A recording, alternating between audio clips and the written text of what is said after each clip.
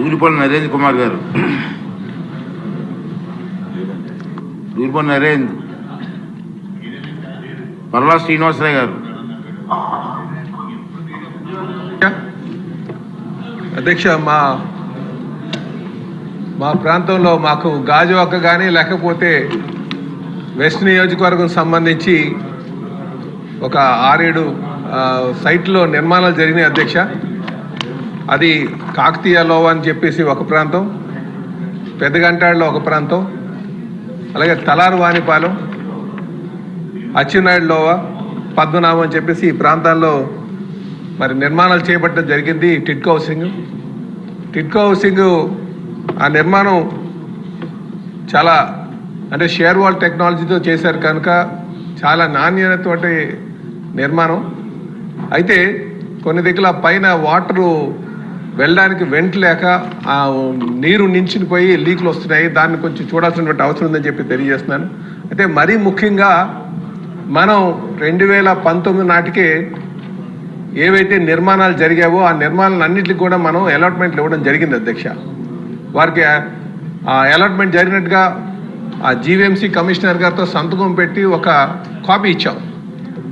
తర్వాత మనం అధికారం కోల్పోయిన తర్వాత వైసీపీ ప్రభుత్వం అధికారంకి వచ్చిన తర్వాత వాళ్ళు ఏం చేశారంటే ఈ డబ్బులన్నీ చంద్రబాబు నాయుడు గారు తీసుకున్నారు, ఈ డబ్బులు మళ్ళీ మీకు రావు, మీరు చంద్రబాబు నాయుడు గారిని అడగండి అని చెప్పేసి వారు లేనిపోయినటువంటి అపోహలు క్రియేట్ చేసి వారు మళ్ళీ కొంతమందికి క్యాన్సిల్ చేసి ఆ డబ్బులు కొంతమంది రిటర్న్ చేసి వీళ్ళు కొంతమందికి మళ్ళీ అలాట్మెంట్ చేశారు అధ్యక్ష.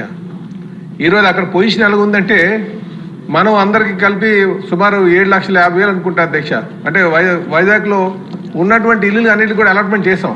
రాష్ట్ర వ్యాప్తంగా ఉన్నాయి కానీ మనం అలాట్మెంట్లు చేసాం. కొంతమంది క్యాన్సిల్ చేసి వీళ్ళు మళ్ళీ కొంతమందికి ఇచ్చారు అధ్యక్ష. ఇప్పుడు చూస్తే ఇక్కడ 10 ఇల్లులు ఉన్నాయంటే 12 మంది ఉన్నారు అధ్యక్ష. సో చాలామంది తిరుగుతున్నారు. అయితే ఈరోజు మన అధికారంకి వచ్చిన తర్వాత వెరిఫికేషన్ స్టార్ట్ చేసాం, చాలా సంతోషం. అయితే త్వరితగతిన ఆ మొదట కేటాయించినటువంటి వారికి ఇవ్వడం, వాళ్ళకి ఒక బ్యాంక్ ఎలిజిబిలిటీ లేకపోతే కొన్ని బ్యాంక్ ఇన్స్టిట్యూషన్స్ ఏమైనా ప్రైవేట్ ఇన్స్టిట్యూషన్స్ ఏమైనా సరే మనం తీసుకొస్తే వాళ్ళకి లోన్ ఎలిజిబిలిటీ కూడా వస్తుంది అధ్యక్ష. దీంతోపాటు అదనంగా కూడా మనం నిర్మాణాలు చేయాల్సినటువంటి అవసరం ఉంది అధ్యక్ష. ఇలా అయితే దీనికి ఒక పరిష్కారం వస్తుంది కనుక టోటల్ అలాట్మెంట్ హౌసెస్ని ఒకసారి తీసుకుని ఆ కౌంట్ తీసుకుని ఆ కౌంట్ తగ్గట్టుగా ఎలాగ అర్బన్ ఏరియాస్లో కొన్నింటిలో ఏరియాస్ ఉన్నాయి వాటికి మనం నూతన నిర్మాణాలు చేసి పూర్తి చేయాలని చెప్పేసి మేము రిక్వెస్ట్ చేస్తున్నాం అధ్యక్ష. దీంతోపాటు మనం 2019 తర్వాత అక్కడ ఆ ట్రంక్ ఫెసిలిటీస్ కావచ్చు, ఇంటర్నల్ రోడ్స్ కావచ్చు, ఎలక్ట్రికల్ సబ్స్టేషన్స్ కావచ్చు, లేకపోతే వాటర్ లైన్స్ కావచ్చు, ఎలక్ట్రికల్ లైన్స్ కావచ్చు, ఇవేవి కూడా అప్పుడు మనం కొంత కంప్లీట్ చేయలేకపోయాం. ఎందుకంటే నిర్మాణ దశలో 90%, 80% కంప్లీట్ అయినటువంటి దశలో ఉంది కనుక. సో ఈ త్వరితగతిన మనం ఈ ఇన్ఫ్రాస్ట్రక్చర్ డెవలప్మెంట్ అంతా చేయాల్సినటువంటి అవసరం ఉంది అధ్యక్ష. ఇన్ఫ్రాస్ట్రక్చర్ డెవలప్మెంట్ చేస్తే అది తీసుకోవడానికి ఉన్నారు. అలాగే ఇందాక చెప్పినట్టుగా బ్యాంకు లోను శాంక్షన్ అయ్యి అమౌంట్లు కట్ అయిపోతూ చాలామంది ఉన్నారు.